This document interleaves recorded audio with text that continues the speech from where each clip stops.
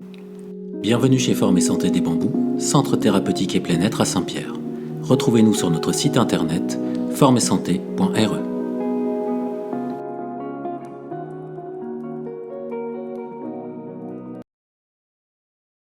Ostéopathie et endométriose.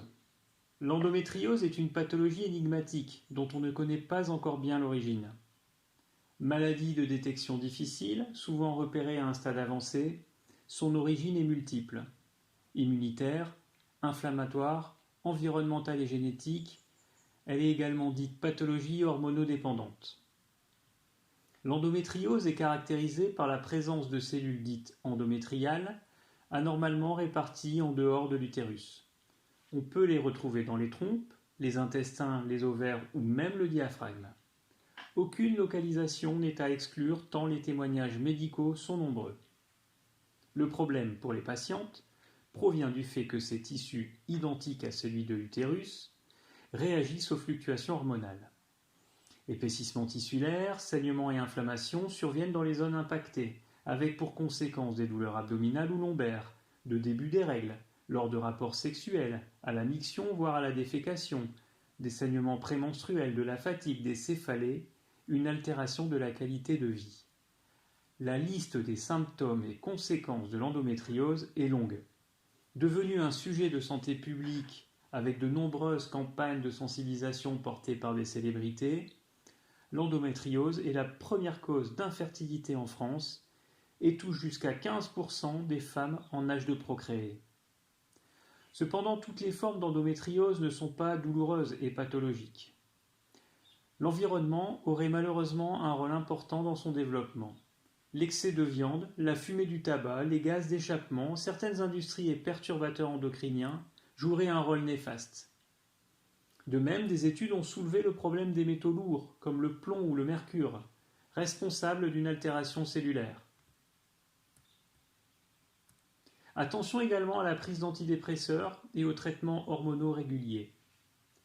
Quelle est la place de l'ostéopathie dans le traitement ? Voici dans les grandes lignes l'intérêt d'une prise en charge par un ostéopathe. Soulager à l'aide de ses mains, voici le propre de l'ostéopathe, afin de devenir un support des traitements médicaux actuels, qu'ils soient immunitaires, antalgiques ou psychologiques. Aussi, la patiente qui souhaite bénéficier d'une séance choisira d'y aller au milieu de son cycle, là où l'imprégnation hormonale en oestrogène est optimale, ce qui fera bénéficier le thérapeute d'une meilleure tonicité des ligaments. L'ostéopathe évaluera d'abord les symptômes précis et sera le vecteur permettant à la patiente de se réapproprier son corps. L'ostéopathe évaluera d'abord les symptômes précis et sera le vecteur permettant à la patiente de se réapproprier son corps. En se basant sur des connaissances approfondies du corps humain et des interactions entre chacun de ses composants, il identifiera les pertes de mobilité des différents organes et viscères directement concernés par cette pathologie. Il identifiera les pertes de mobilité des différents organes et viscères directement concernés par cette pathologie, principalement l'utérus, la vessie et le rectum.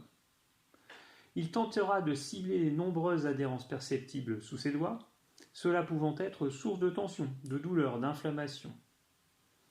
Les techniques utilisées seront douces, essentiellement faciales, viscérales ou encore ostéo-articulaires, mais à coup sûr soulageront la patiente. Une attention toute particulière portera donc sur la vessie, l'utérus, les intestins, les ovaires, le foie et le diaphragme, mais également les lombaires, les dorsales, la cage thoracique, le bassin et le périnée.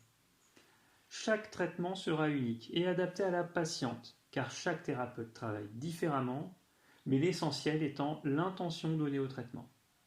Enfin, il donnera des conseils variés pour l'amélioration de l'hygiène de vie de la patiente.